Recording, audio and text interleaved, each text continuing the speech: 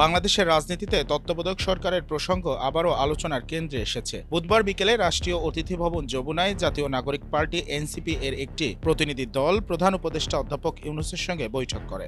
বৈঠকে উপস্থিত ছিলেন আইন উপদেষ্টা আসিফ নজরুল, পরিকল্পনা উপদেষ্টা ওয়াহিদ উদ্দিন মাহমুদ ও শিল্প উপদেষ্টা আদিলুর রহমান খান। বৈঠকে বিএনপির সাম্প্রতিক পরামর্শ, অন্তর্বর্তী সরকারকে এখন থেকে নিরপেক্ষ তত্ত্বাবধায়ক সরকারের ভূমিকা অবতীর্ণ করার আহ্বান নিয়ে বিস্তারিত আলোচনা হয়। এনসিপির নেতারা জানতে চান বিএনপি এই প্রস্তাবের মাধ্যমে ঠিক কি বোঝাতে চায় এবং কারা সেই দল ঘনিষ্ঠ উপদেষ্টা যাদের অপসারণের দাবি উঠেছে।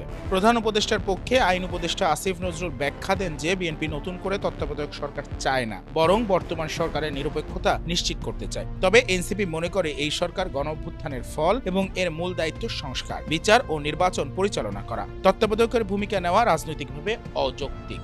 এনসিপি বৈঠকে নির্বাচন কমিশনের নিরপেক্ষতা, প্রশাসনে ভাগবাটোয়ারা, জুলাই সনদের বাস্তবায়ন এবং বিচার প্রক্রিয়া নিয়ে উদ্বেগ প্রকাশ করে। দলটির আহ্বায়ক নাহিদ ইসলাম বলেন, নির্বাচনের আগে সরকার পুনর্গঠন করতে হলে তা ন্যায্য ও স্বচ্ছ হতে হবে। নিরপেক্ষতা বজায় রাখতে হবে, উপদেষ্টার ভূমিকা পর্যালোচনা জরুরি। প্রধান উপদেষ্টা বৈঠকে জুলাই সনদে স্বাক্ষরের আহ্বান জানান। তবে এনসিপি জানায় সনদ বাস্তবায়নের রূপরেখা ও ঐক্যমত কমিশনের সুপারিশ জানার পরই তারা সিদ্ধান্ত নেবে।